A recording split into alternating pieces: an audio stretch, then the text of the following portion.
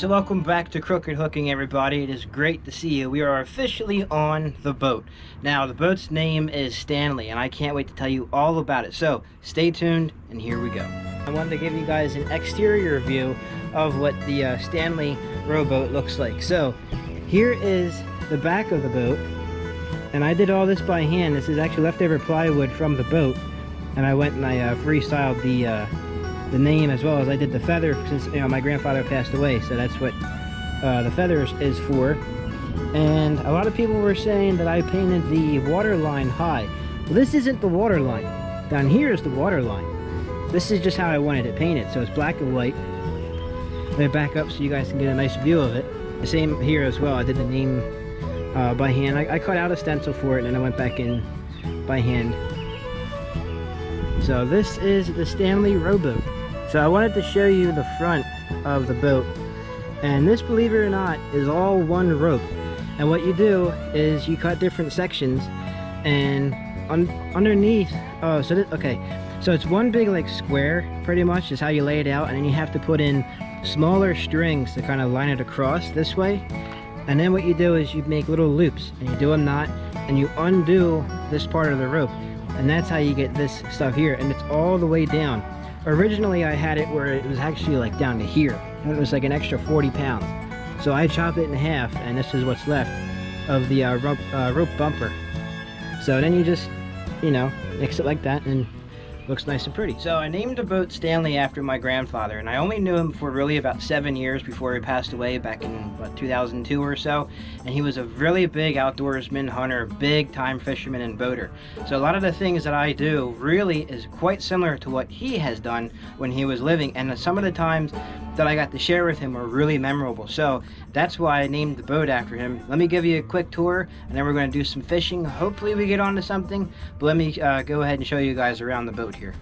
So we'll go ahead and start with the stern of the boat. Now, this here is a really newest edition of the boat. Before it was empty, I didn't have anything on it, and it's great for storage. As you can see down below, I have my tackle box, I have a launching stick, a repair kit, some backup oars, and I also have just a little water super soaker thing that's kind of like my bilge pump.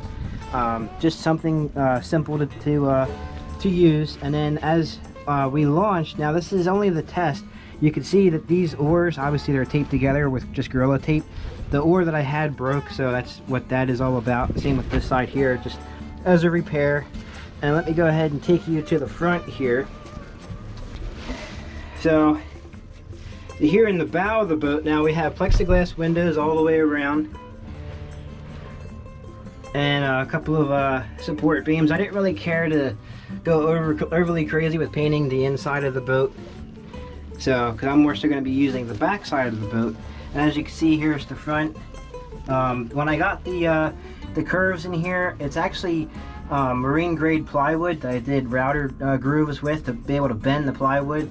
It's covered with fiberglass, and all the grooves are covered with Flex Shot. It's the Flex Seal stuff, it's Flex Shot. And it's also sprayed with Flex Seal as well, all the way around on all of the seams. And the blanket here is just the spare blanket that we had in the house, and it's just really if there's anything I can sop up, if I have excess water getting in and out of the boat, that's really all it's for. I can get more water with it that way than a normal towel. So that's the inside of the boat.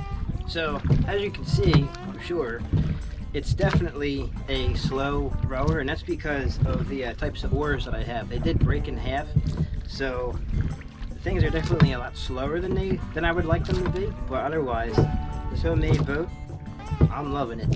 It's definitely a nice little pond cruiser.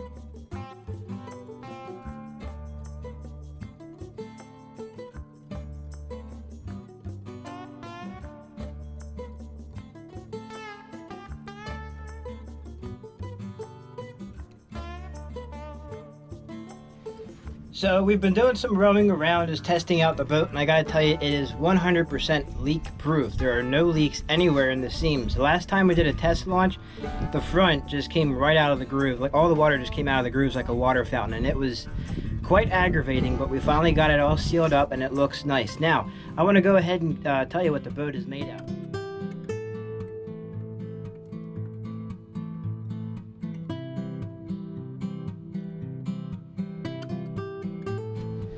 So as you can see here in the back, this is all waterproof plywood, as well as pressure treated lumber of 2x4s and things of that sort. So all I did, like for the bench for example, is it's sealed with a waterproof glue, and then I just painted it over top.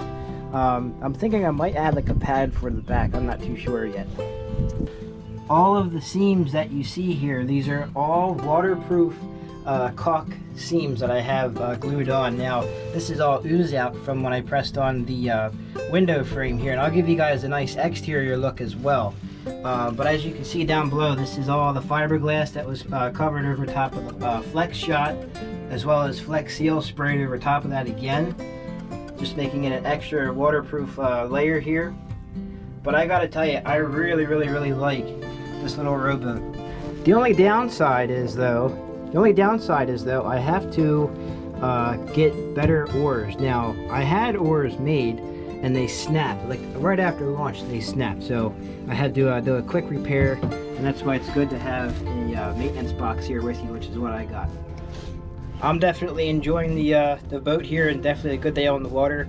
And yeah, we're gonna do some more fishing on this boat, most definitely. Yeah, so I gotta tell you, this is a home built that was definitely worth the time to build. Now, the total build time took me about 1.5 years to build.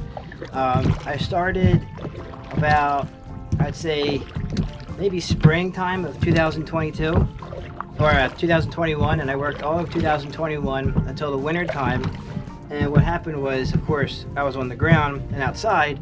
The boat bottom, the hull essentially froze to the ground, so I had to stop throughout all of winter.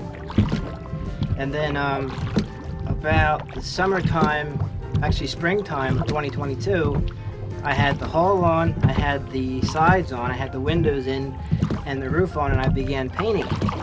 And then we decided to take it out. But I have to tell you, I added a lot of support brackets within this boat to keep the hull up and down, because it's a thin hull, so it's maybe 1/4 of an inch, or no, it's about a 1/2 inch thickness. So I wanted to add as much support to it as possible. And once I did that, I mean, the hull is extremely sturdy. Everything is glued on, screwed on, waterproof sealant, caulk, and a whole bunch of Flex Seal, and I think it's a top coat epoxy is what I used for also sealing everything for the glue.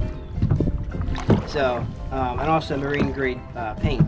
So that took some time. And then loading the boat, initially we were going to use my dad's utility trailer and not get a boat trailer. And sounded like a good idea. Added some landing gear to the boat, believe it or not. Did a test launch, and I'll add a picture for you guys to see. And what a disaster. The concept worked. Loading it in and out of the utility trailer, oh my god. So I forked out the money, I got a boat trailer, and it was a lot easier than last time. A hell of a lot easier than last time. So I hope you guys are enjoying the video. We're going to do a little bit more fishing. I got the line out now, and we're just doing some trolling. So I'm going to go over to the reed line now, try to do some bass fishing, see what we can get. And yeah, you know, I love this boat. It's a great addition to the family here. If you like today's video, come on and hit that subscribe button. Become a member of the channel. If you liked it, hit the like button and also drop a comment down below. Alrighty guys, until next time, I'll see you later.